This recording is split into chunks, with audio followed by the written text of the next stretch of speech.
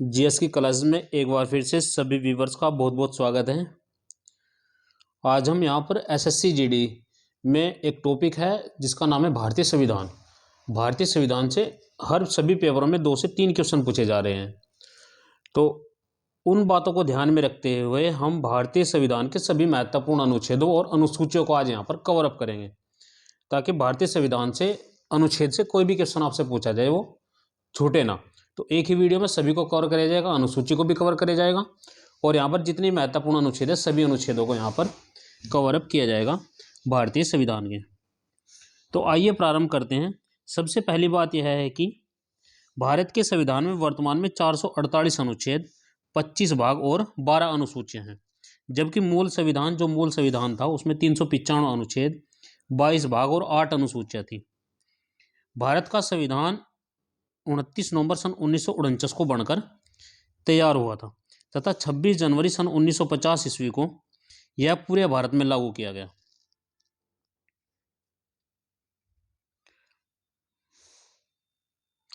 इस लेख में हमने उन सभी अनुच्छेदों को शामिल किया है जो अक्सर आपके प्रतियोगी परीक्षा में पूछे जाते हैं।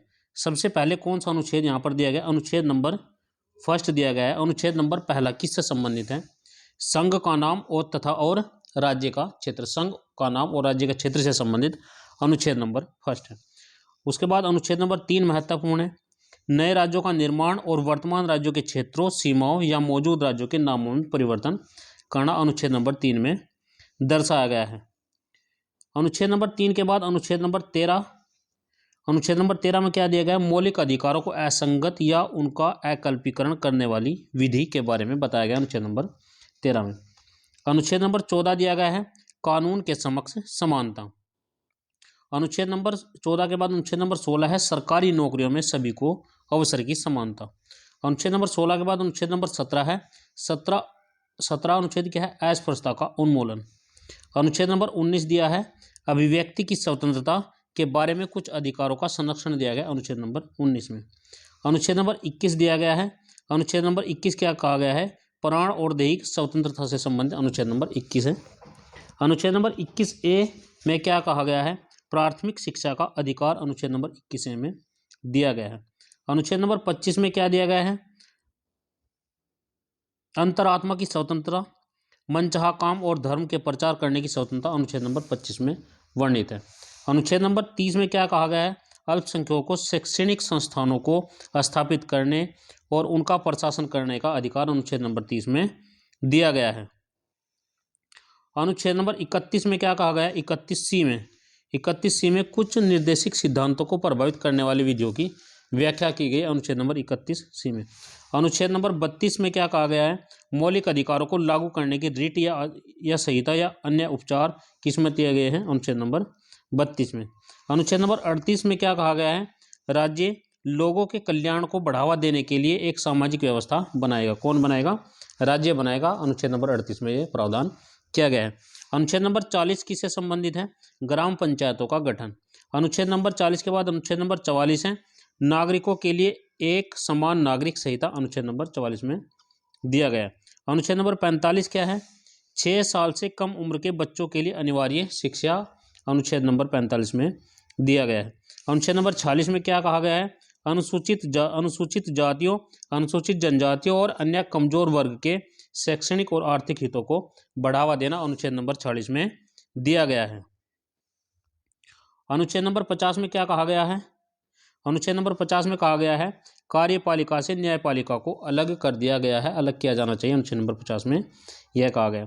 अनुच्छेद नंबर 51 क्या कहता है? अंतर्राष्ट्रीय शांति और सुरक्षा को बढ़ावा दिया जाएगा, यह अनुच्छेद नंबर 51 कहता है। अनुच्छेद नंबर 51A क्या कहता है? मौलिक कर्तव्य। अनुच्छेद नंबर 51A मौलिक कर्तव्यों से संबंधित है।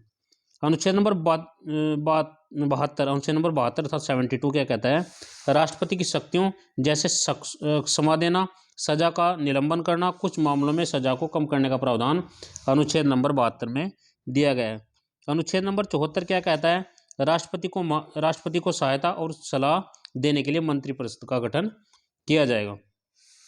अनुच्छेद नंबर 76 क्या कहता है? भारत के महान्यायवादी से संबंधित है अनुच्छेद नंबर 76। अनुच्छेद 78 क्या कहता है? राष्ट्रपति को जानकारी देने आदि के लिए प्रधानमंत्री के कर्तव्य अनुच्छेद नंबर 78 में दिए गए हैं। अनुच्छेद नंबर 110 में धन विधेयक को परिभाषित किया गया है। किसको? धन विधेयक को। और अनुच्छेद नंबर 112 में क्या कहा गया है? वार्षिक वित्तीय बजट जो पेश किया जाता है अनुच्छेद नंबर 112 के तहत ही पेश किया जाता है। अनुच्छेद नंबर 123 क्या कहता है? संसद के मध्यावकाश के दौरान राष्ट्रपति की अध्यादेश प्रख्याति करने की शक्ति अनुच्छेद नंबर 123 कहता है। अनुच्छेद नंबर 143, अनुच्छेद नंबर 143 क्या कहता है? सुप्रीम कोर्ट से परामर्श करने की राष्ट्रपति की शक्ति। अनुच्छेद नंबर 148 क्या कहता है? भारत के नियंत्रण और महालेखा परीक्षक के बारे में अनुच्छेद नंबर 148 कहता है। अनुच्छेद नंबर 149 क्या कहता है? भारत के नियंत्रण और महालेखा परीक्षक की शक्तियों के बारे में अनुच्छेद नंबर 149 हमको बताता है। अनुच्छेद नंबर 155 क्या कहता है? राज्यपाल की नियुक्ति से संबंधित है अनुच्छेद नंबर 155। अनुच्छेद नंबर 155 के बाद अनुच्छेद नंबर 161 अक्षमा को करने, टालने और निलंबित करने की शक्ति राज्यपाल की होगी, अनुच्छेद नंबर 161 कहता है। अनुच्छेद नंबर 163 क्या कहता है? राज्यपाल की सहायता और सलाह के लिए मंत्रिपरिषद होगी। अनुच्छेद नंबर 165 कहता है राज्य के महाधिवक्ता से संबंधित अनुच्छेद नंबर 165 होगा। अनुच्छेद नंबर 167 क्या होगा? राज्यपाल को जानकारी देने की मुख्यमंत्री के कर्तव्य, राज्यपाल को जानकारी देने के लिए मुख्यमंत्री के कर्तव्य होंगे। अनुच्छेद नंबर 168 में प्रावधान क्या किया गया है? राज्य में विधानमंडलों की व्याख्या के लिए अनुच्छेद नंबर 168 दिया गया है। अनुच्छेद नंबर 169 राज्य में विधान परिषद की रचना एवं उन्मूलन का प्रावधान अनुच्छेद नंबर 169 में किया गया है। अनुच्छेद नंबर 170 क्या कहता है? राज्य में विधानसभाओं की रचना, राज्य विधानसभा की रचना अनुच्छेद नंबर 170 के तहत की जाएगी। अनुच्छेद नंबर 171 क्या कहता है? राज्य में विधान परिषद की रचना, अर्थात विधानसभा 170 है और सभा के बाद यदि विधान परिषद आ जाएगा तो 171 है, और यदि विधानमंडलों की बात हो जाएगी तो 172 है। 173 में क्या कहा गया है? राज्य विधानमंडल की सदस्यता के लिए योग्यता अनुच्छेद नंबर 173 में दिया गया है। राज्य विधायिका का सत्र या सत्रवासन और राज्य विधायिका का विघटन यह अनुच्छेद नंबर 174 में दिया गया है। अनुच्छेद नंबर 178 क्या कहता है? विधानसभा के स्पीकर और डिप्टी स्पीकर के बारे में अनुच्छेद नंबर 178 बताता है। अनुच्छेद नंबर 194 क्या कहता है? महाधिवक्ता की शक्तियां, विशेषाधिकार और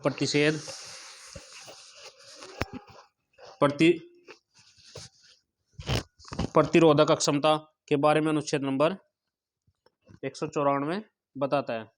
अनुच्छेद नंबर 200 क्या कहता है? राज्यपाल द्वारा बिल को स्वीकृति की जाएगी, अनुच्छेद नंबर 200 बताता है। अनुच्छेद नंबर 202 क्या कहता है? राज्य विधानमंडल का वार्षिक वित्तीय विवरण, राज्य विधानमंडल का वार्षिक वित्तीय विवरण किसमें है? अनुच्छेद नंबर 202 में है। अनुच्छेद नंबर 210 क्या कहता है?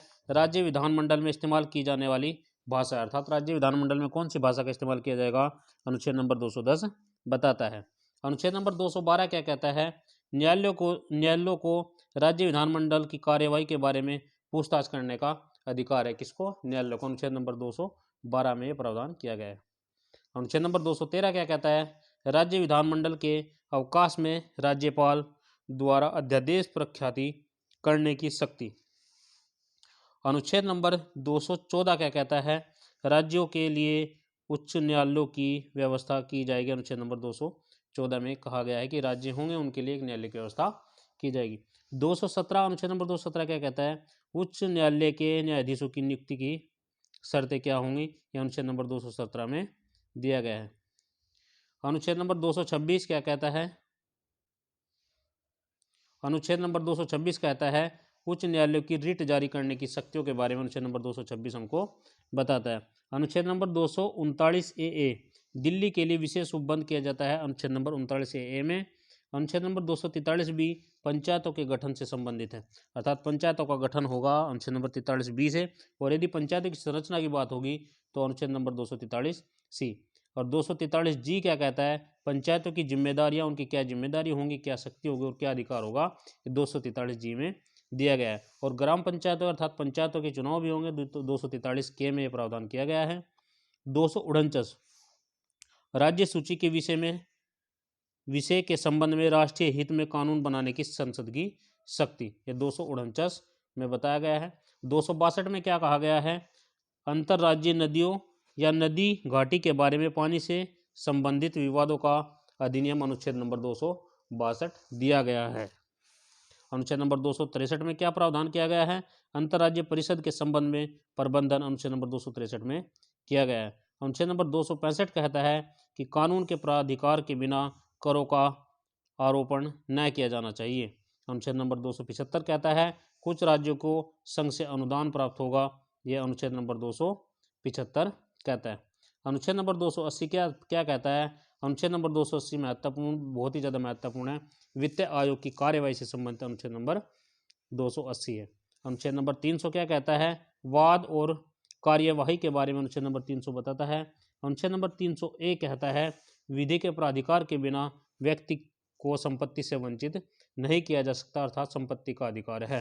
अनुच्छेद नंबर 300 ये सबसे ज़्यादा महत्वपूर्ण अनुच्छेद है। अनुच्छेद नंबर 311, अनुच्छेद नंबर 311 क्या कहता है? संघ या किसी राज्य के अधीन सिविल अक्षमताओं में कार्यरत व्यक्तियों के रैंक में कमी बर्खास्तगी होगी, अर्थात संघ या किसी राज्य के अधीन सिविल अक्षमताओं में कार्यरत व्यक्तियों के जो रैंक होगी उनमें कमी बर्खास्तगी ही समझी जाएगी। अनुच्छेद नंबर 312 क्या कहता है? अखिल भारतीय सेवाओं से संबंधित अनुच्छेद नंबर 312 है। अनुच्छेद नंबर 315 क्या कहता है? संघ और राज्य के लिए लोक सेवा आयोग की स्थापना की जाएगी। अनुच्छेद नंबर 320 क्या कहता है? लोक सेवा आयोग के कार्यों से संबंधित अनुच्छेद नंबर 320 है। अनुच्छेद नंबर 323 प्रशासनिक न्यायाधिकरण से संबंधित है। अनुच्छेद नंबर 323 अनुच्छेद नंबर 324 किससे संबंधित है? निर्वाचनों के अधीक्षण, निर्देशन और नियंत्रण का निर्वाचन आयोग में निहित किया जाता। नेक्स्ट अनुच्छेद, अनुच्छेद नंबर 330। अनुच्छेद नंबर 330 क्या कहता है? लोकसभा में अनुसूचित जाति और अनुसूचित जनजातियों के लिए सीटों का आरक्षण। अनुच्छेद नंबर 330 में ये कहा गया है। महत्वपूर्ण अनुच्छेद है ये भी बहुत ही ज़्यादा। अनुच्छेद नंबर 335 कहता है सेवाओं और पदों के लिए अनुसूचित जातियों और अनुसूचित जनजातियों के दावे। अनुच्छेद नंबर 335 में प्रावधान किया गया है। अनुच्छेद नंबर 352 कहता है आपातकाल की घोषणा राष्ट्रपति, राष्ट्रीय आपातकाल। अनुच्छेद नंबर 356 कहता है राज्यों में संवैधानिक मशीनरी के विफल होने में प्रावधान के लिए राष्ट्रपति शासन के लिए उपबंध किया गया है। अनुच्छेद नंबर 360 कहता है वित्तीय आपातकाल के बारे में उपबंध किया गया है। अनुच्छेद नंबर 365 कहता है संघ द्वारा दिए गए निर्देशों का पालन करने में या उनको प्रभावित करने में असफलता का प्रभाव होगा या राष्ट्रपति शासन। अनुच्छेद नंबर 368 कहता है संविधान में संशोधन करने की शक्ति और इसकी प्रक्रिया से संबंधित अनुच्छेद नंबर 368 है।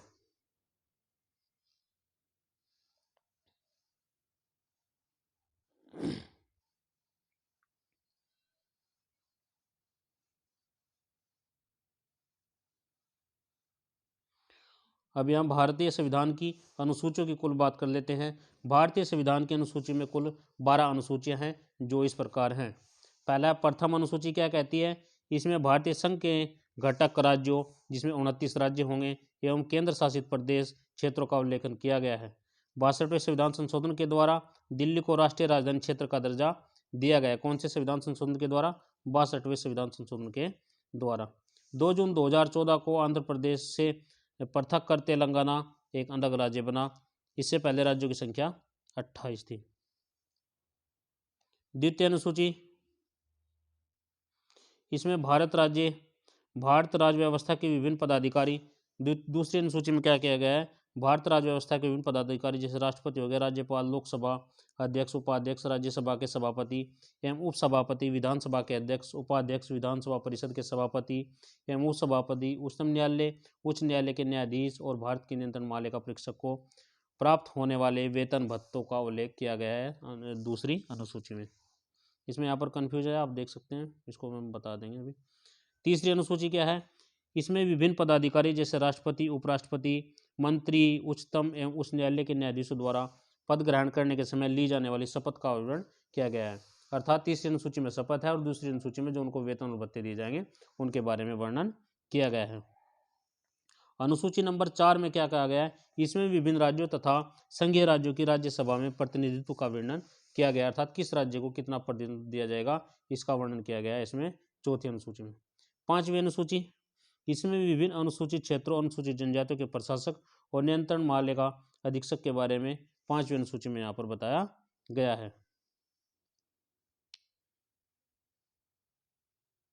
छठी अनुसूची, इसमें असम, देखिए छठी अनुसूची में क्या कहा गया है, इसमें असम, मेघालय, त्रिपुरा, मिजोरम राज्य को जनजातीय क्षेत्रों के प्रशासक के बारे में यहाँ पर जानकारी मिलती है किसमें, छठी अनुसूची में। सातवीं अनुसूची क्या है, इसमें केंद्र एवं राज्यों के बीच शक्तियों का बंटवारा जो किया गया वह किसमें है, सातवीं अनुसूची में। इसमें संघ सूची है, इस सूची में दिए गए विषयों पर केंद्र सरकार कानून बना सकती है, अर्थात संघ सूची में जो विषय हैं उन पर केंद्र सरकार कानून बना सकती है। संविधान के लागू होने के समय 97 विषय थे, वर्तमान में इसमें 98 विषय हैं। राज्य सूची, इस सूची में दिए गए विषय पर राज्य सरकार कानून बना सकती है और राष्ट्रीय हितों से संबंधित होने पर केंद्र सरकार भी इस पर कानून बना सकती है। संविधान के लागू होने के समय 66 विषय थे, अब इसमें 62 विषय हैं। समवर्ती सूची, समवर्ती सूची इसके अंतर्गत दिए गए विषयों पर केंद्र और राज्य दोनों ही कानून बना सकते हैं। वर्तमान में 47 विषय इसमें, जब समवर्ती सूची बनी 47 विषय थे, वर्तमान में 52 विषय हैं।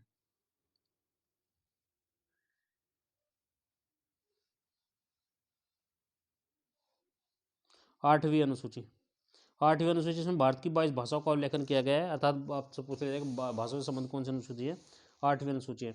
मूल रूप से आठवीं अनुसूची में 14 भाषाएं थी। 1967 में सिंधी को, 1992 में कोंकणी, मणिपुरी और नेपाली को आठवीं अनुसूची में शामिल किया गया। 2004 में मैथिली, संथाली, डोगरी और बोडो को आठवीं अनुसूची में शामिल किया गया है। नौवीं अनुसूची, संविधान में यह अनुसूची प्रथम संविधान संशोधन के द्वारा जोड़ेगी। महत्वपूर्ण है, किसके द्वारा, प्रथम संविधान संशोधन के द्वारा संविधान में नौवीं अनुसूची जोड़ेगी, सन 1951 ईस्वी में जोड़ी गई थी। इसके अंतर्गत राज्य द्वारा संपत्ति के अधिग्रहण की विधियों का उल्लेखन किया गया था। राज्य संपत्ति का अधिग्रहण करेगा, उसके लिए कौन सी विधि का प्रयोग किया जाएगा, इसमें इसका वर्णन किया गया। 10वीं अनुसूची, यह 52वें संविधान संशोधन 1985 के द्वारा जोड़ी गई। तो 10वीं अनुसूची के संबंधित है, दल बदल से संबंधित है, सन 1985 में जोड़ी गई थी 52वें संविधान संशोधन के द्वारा। अनुसूची नंबर 11, 11वीं अनुसूची, यह अनुसूची 73वें संविधान संशोधन अधिनियम के द्वारा सन 1993 में जोड़ेगी और इसमें पंचायती राज संस्थाओं का कार्य करने के लिए 29 विषय प्रदान किए गए, 11वीं अनुसूची है। उसके बाद में आता है 12वीं अनुसूची। तो लास्ट अनुसूची कौन सी है, 12वीं अनुसूची। यह अनुसूची संविधान संशोधन 74वें संविधान संशोधन अधिनियम 74 है भैया, 74वें संविधान संशोधन अधिनियम द्वारा 1993 में जोड़ी गई। इसमें शहरी क्षेत्रों के स्थानीय स्वशासन संस्थाओं को कार्य करने के लिए 18 विषय प्रदान किए गए हैं। तो सभी व्यूअर्स का बहुत बहुत धन्यवाद। यदि वीडियो आपके लिए हेल्पफुल हो तो कृपया करके लाइक, शेयर, कमेंट करना ना भूलें। भारतीय संविधान से संबंधित जितने महत्वपूर्ण अनुच्छेद और अनुसूचियां हैं उन सभी को यहाँ पर कवर कर दिया गया है।